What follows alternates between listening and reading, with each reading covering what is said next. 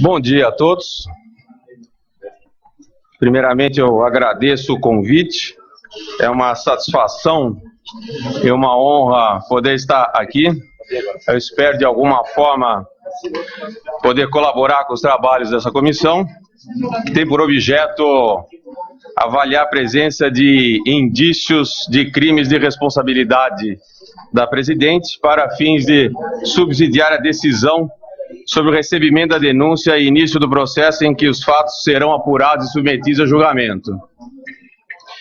Eu não creio que vá, a essa altura, trazer informações e argumentos novos, pelo que tenho visto e acompanhado dos debates ocorridos desde o início desse processo, incluindo a apreciação administrativa de parte dos fatos pelo Tribunal de Contas da União. Já se produziram argumentos que esgotaram o assunto que já foi minuciosamente explorado. Também eu vou me limitar aos aspectos que envolvem o direito financeiro, sob o ponto de vista teórico, os únicos com os quais eu acredito possa dar alguma contribuição, por ser minha área de atuação acadêmica. Mesmo porque eu não tive acesso aos autos e todas as peças e documentos dos processos. E eu acompanho o caso em face do interesse que ele despertou para os estudos acadêmicos. Permita-me uma breve introdução para contextualizar as considerações que eu pretendo fazer sobre as duas condutas que tipificam os crimes de responsabilidade e ora em análise por essa comissão. Há 20 anos, em 1995, iniciei minha carreira docente na área de Direito Financeiro na Faculdade de Direito da USP, e à época o direito financeiro tinha muito pouca relevância, sendo o assunto deixado de lado por todos os estudiosos da área jurídica. Não sem razão, pois até 1994 nosso país não tinha uma moeda estável, dada a inflação vigente, e não há como regular a atividade financeira do Estado sem que se tenha uma moeda estável, coisa que só veio a ocorrer em 1994. Portanto, a partir de 1995, só que surgiram as bases que permitiram regular a atividade econômica financeira do Estado e dar cumprimento ao que a Constituição de 88 havia estabelecido nessa matéria. Com isso, eu tive o privilégio de poder acompanhar a maior evolução à vida na história do direito financeiro, que hoje ocupa uma posição de destaque, como todos podem observar. No ano de 2000, nesse contexto, surgiu a Lei de Responsabilidade Fiscal, principal documento a partir da qual foi possível estabelecer uma regulamentação mais rígida e coesa em matéria de finanças públicas, e que foi complementada pela Lei 10.028 de 2000, que trouxe dispositivos que criaram sanções de natureza pessoal para as violações da legislação voltada a estabelecer normas de gestão fiscal responsável, que é o objetivo maior da Lei de Responsabilidade Fiscal. Uma vez que a Lei de Responsabilidade Fiscal previa apenas sanções de natureza institucional, tidas como insuficientes para manter rígidos os seus dispositivos, uma vez que não penalizavam o gestor público, o responsável maior pelos atos prejudiciais às finanças públicas. Essa legislação permitiu um grande avanço em matéria de finanças públicas, compelindo os administradores a manter uma gestão fiscal responsável, conferindo a necessária credibilidade às nossas contas públicas e dando segurança jurídica a todos. Mas esse avanço começou a retroceder nos últimos anos, especialmente a partir do final de 2012 e início de 2013, quando surgiram de forma mais intensa as notícias a respeito de atos em que se promovia uma verdadeira maquiagem das contas públicas federais, contornando a legislação vigente para deixar transparecer números que não representavam a realidade em matéria de finanças públicas. E a expressão contabilidade criativa passou a integrar o vocabulário da mídia, tanto aqui como no exterior, diminuindo a credibilidade e, consequentemente, a confiança de todos nos números que passaram a ser apresentados a partir de então. Cessaram os avanços que vinham ocorrendo na evolução em curso nos aspectos jurídicos e econômicos em nossas finanças públicas, e os prejuízos em matéria de credibilidade, segurança jurídica e responsabilidade fiscal produziram os seus efeitos.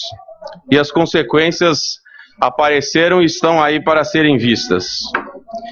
Precisam agora ser resgatadas e retomado o caminho de avanço que foi interrompido pelas atitudes tomadas nos últimos anos, promoveram a violação de normas e quebra de princípios vigentes em matéria de finanças públicas. Para isso, faz-se necessário, nesse momento, a afirmação da importância das normas de direito financeiro, mostrando que elas existem para serem respeitadas, sendo graves as consequências de suas violações. É necessário, portanto, que, em vista dessas violações, sejam utilizados os instrumentos sancionatórios nela previstos, fazendo valer as punições, aplicando-se-as com o máximo rigor, que nesse momento é fundamental e o único modo para resgatar a credibilidade e a segurança jurídica que foram perdidas com esses atos de irresponsabilidade fiscal. O artigo 1º da Lei de Responsabilidade Fiscal, em cumprimento à Constituição, traz os princípios que orientam nosso ordenamento jurídico em matéria de finanças públicas, sendo relevante destacar, dizendo o seguinte: a responsabilidade na gestão fiscal pressupõe ação planejada e transparente, em que se previnem riscos e corrigem desvios capazes de afetar o equilíbrio das contas públicas, mediante o cumprimento de metas de resultados entre receitas e despesas, e a obediência a limites e condições do que tange a renúncia de receita, geração de despesas com pessoal, seguridade social e outras, dívidas consolidadas, imobiliário, operações de crédito, inclusive por antecipação de receita, concessão de garantia, inscrição em réis a pagar. São estas as diretrizes a serem seguidas pelas interpretações das normas em matéria de finanças públicas. Foram estabelecidas pela Lei de Responsabilidade Fiscal regras em atenção a esses princípios e acompanhadas de sanções para o seu descumprimento. A Lei de Responsabilidade Fiscal, ela limitou-se a prever sanções de natureza institucional, que, como já disse, são aplicadas aos entes da federação, o que se vislumbrou insuficiente, ineficiente e até mesmo injusto, por punir diretamente o ente da federação e, por consequência, a população que o integra, razão pela qual o sistema sancionatório foi posteriormente complementado pela Lei 10.028, prevendo punições de caráter pessoal, atingindo o gestor responsável pelos atos. Nesse contexto é que foram criados tipos penais, como as condutas descritas na atual redação do artigo 359 do Código Penal, alterações na legislação administrativo-financeira em matéria de punições, e incluíram-se novas condutas na Lei 1079 de 1950, que tipifica os crimes de responsabilidade. A inclusão de condutas que infringem atos relacionados à responsabilidade na gestão fiscal como crimes de responsabilidade por si só não deixa dúvidas sobre a gravidade desses atos, que passaram a ter a dimensão de importância que lhes é inerente e que, se praticados, devem levar à condenação prevista, sob pena de desmoralização das normas de direito financeiro. A petição inicial firmada pelos juristas Hélio Bicudo, Miguel Reale Júnior, Janaína Pascoal e Flávio Pereira, contendo denúncia em face da presidente Dilma Rousseff pela prática de crimes de responsabilidade, com o pedido de decretação da perda do cargo e inabilitação para exercer função pública por 8 anos, descreve condutas que são diretamente relacionadas ao direito financeiro e que foram aceitas preliminarmente pela Câmara dos Deputados para dar início a esse processo. Sobre a primeira acusação, referente aos decretos ilegais de abertura de créditos suplementares, foi acolhida pela Câmara dos Deputados a denúncia que imputa à Presidente da República os crimes de responsabilidade tipificados na Lei 1079 de 1950, artigo 10, item 4, por ter editado 6 decretos não numerados para abrir créditos suplementares sem autorização legal da ordem de 18 bilhões de reais. Esse dispositivo tipifica a conduta como ordenar ou autorizar a abertura de crédito em desacordo com os limites estabelecidos pelo Senado Federal, sem fundamento na lei orçamentária, ou na de crédito adicional, ou com inobservância de prescrição legal. Essas condutas descritas, elas foram apuradas, constatadas e reconhecidas como ilegais, na esfera de responsabilização administrativa a cargo do Tribunal de Contas da União, na decisão de 7 de outubro de 2015, acórdão 2461 de 2015, no qual foi emitido parecer pela rejeição das contas de governo referentes ao exercício de 2014. Parte dos fatos apurados se repetiram em 2015, conforme descreve a denúncia, e sobre esses está a discussão relacionada ao recebimento da denúncia, que é ora apreciada. A lei orçamentária contém previsão de receitas e autorização de gastos, que em face de alterações nas circunstâncias de fato ocorridas na execução orçamentária, podem ser modificadas desde que com autorização legal. Trata-se de uma faculdade prevista no artigo 7º, inciso 1, da Lei 4.320 e largamente utilizada por todos os entes da Federação para dar maior agilidade à execução orçamentária. A Lei Orçamentária Federal de 2015, Lei 13.115, no seu artigo 7º, seguindo essa praxe consolidada, concedeu autorização prévia para que o Poder Executivo editasse decretos abrindo créditos suplementares dentro dos limites que fixou. Esses limites consistiram, dentre outros, na exigência da necessidade de compatibilização com as metas de resultado primário, que está em consonância com o disposto no artigo 165, parágrafo 8º da Constituição e 167, inciso 5 da Constituição, que regula a abertura de créditos adicionais na modalidade suplementares. As metas de resultado primário, elas são fixadas em lei que antecede a lei orçamentária, a Lei de Diretrizes Orçamentárias, que no caso foi a Lei 13.080 de 2015, que estabeleceu as diretrizes para serem observadas no exercício de 2015. Essa lei definiu a meta de superávit primário no montante de 66 bilhões de reais, conforme a redação do artigo 2º. Os relatórios de execução orçamentária produzidos no período de edição dos decretos atacados já mostravam a inviabilidade do cumprimento da meta, fato que foi reconhecido pelo próprio governo ao encaminhar projeto de lei propondo a alteração da Lei de Diretrizes Orçamentárias vigente, ante a constatação da frustração de receitas e incompatibilidade com a elevação de despesas. Em 2015, reproduzindo fatos que já tinham ocorrido no ano anterior, os relatórios governamentais constatavam a insuficiência da arrecadação para o cumprimento das metas, obrigando ao contingenciamento em cumprimento ao disposto no artigo 9º da Lei de Responsabilidade Fiscal.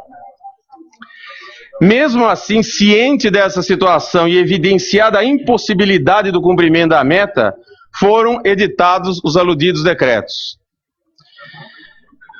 Entendo ser evidente não se ter como interpretar de forma diversa que as condições para abertura de créditos suplementares devem estar presentes no momento da respectiva abertura. Caso contrário, perde todo sentido a limitação imposta pelo artigo 4º da Lei Orçamentária então vigente. Sendo assim, os decretos aludidos na denúncia foram baixados em desacordo com a autorização prevista na Lei Orçamentária,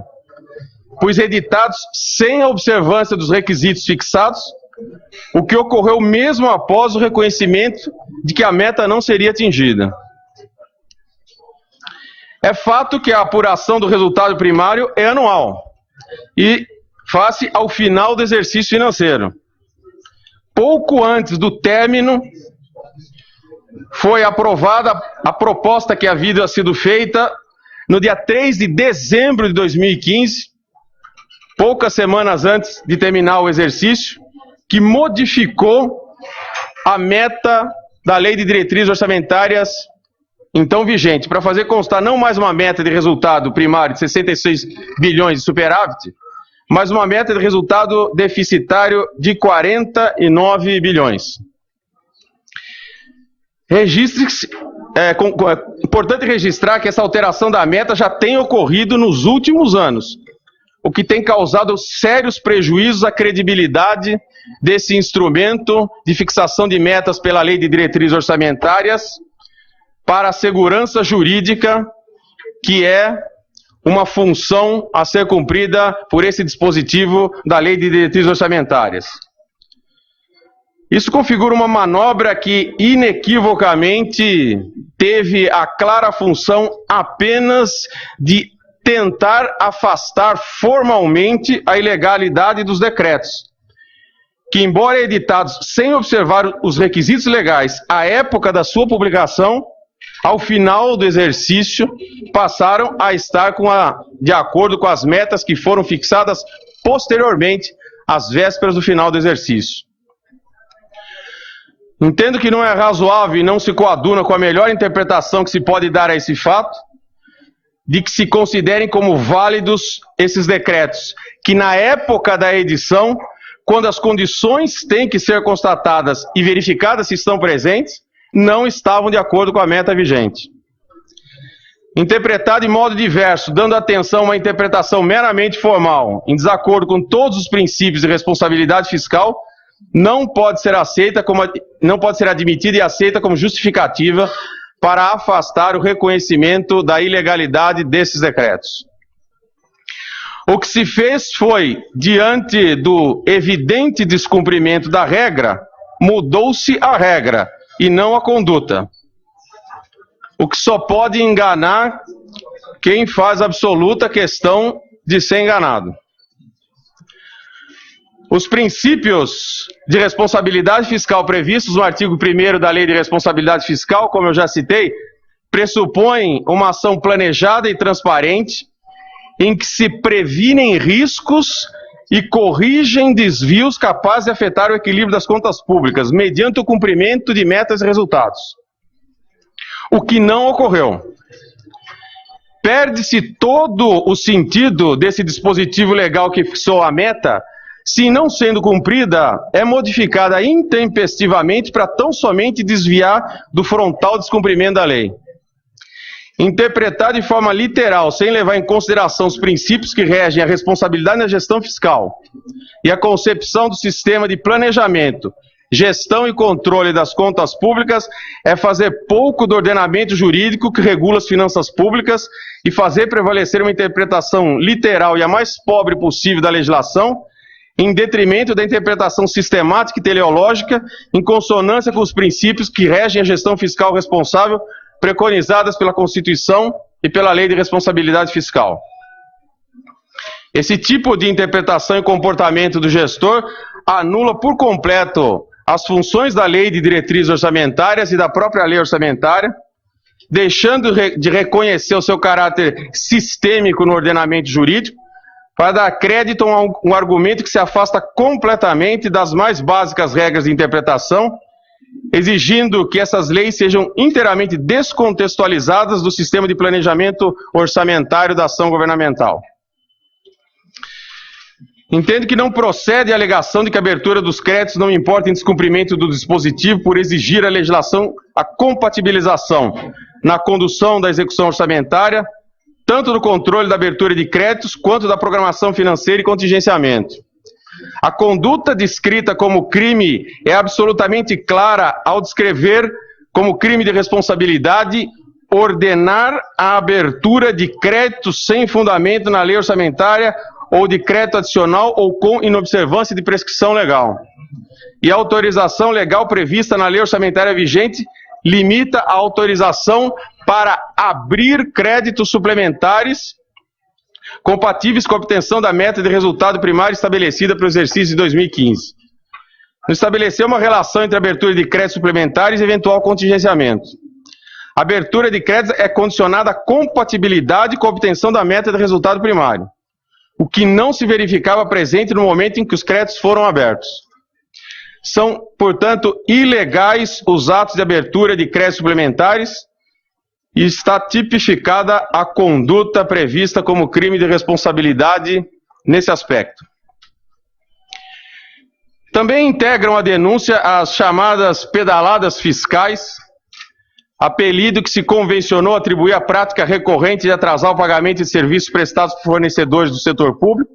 atrasos no repasse de ministérios setoriais para que bancos públicos e privados paguem os benefícios sociais e postergação no pagamento de subsídios devidos a bancos públicos. Tais fatos foram denunciados pelo Ministério Público de Contas, foram identificados e apurados pelo Tribunal de Contas na União no exercício de sua competência de fiscalizar a atividade financeira da Administração Pública Federal, que no mesmo acórdão já citado emitiu parecer pela rejeição das contas do governo referentes ao exercício de 2014, por estarem comprovadas, entre outras irregularidades, a ocorrência dessas pedaladas fiscais, reconhecendo-as como operações de crédito ilegais, os adiantamentos concedidos por bancos públicos para vários pagamentos a cargo do Tesouro Nacional. A defesa do governo administrativa à época pretendia ver reconhecidos esses atos não como operações de crédito, e sim como meros fluxos de caixa, suprimento de fundo ou operações que representam prestações de serviços bancários. Mas não foi acolhida após análise técnica exaustiva e minuciosa por ocasião da apreciação de contas junto ao Tribunal de Contas da União. Esses atrasos, como deixou bastante claro o Tribunal de Contas da União no caso da Caixa Econômica Federal, longe de justificarem por necessidades de adequações da dinâmica dos fluxos de desembolsos, redundaram na utilização da Caixa Econômica Federal como grande financiadora das políticas públicas de que trata os benefícios em tela, por meio da realização de operações de crédito vedadas pela Lei de Responsabilidade Fiscal.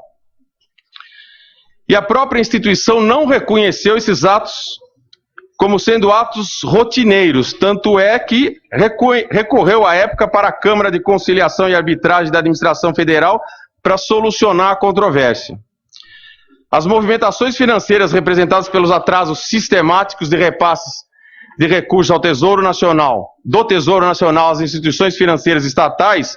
concluiu o Tribunal de Contas da União, tem natureza jurídica de operação de crédito, independente do nome em iuris que porventura lhe tenha sido atribuída, o qual obviamente não tem o condão de modificar a sua essência. Essas condutas foram incluídas na denúncia por tipificarem crime de responsabilidade, descrevendo a peça inicial a ocorrência tanto no período analisado pelo Tribunal de Contas da União, como no exercício de 2015. Nesse último, sob a forma de adiantamentos do Banco do Brasil em relação ao Plano Safra,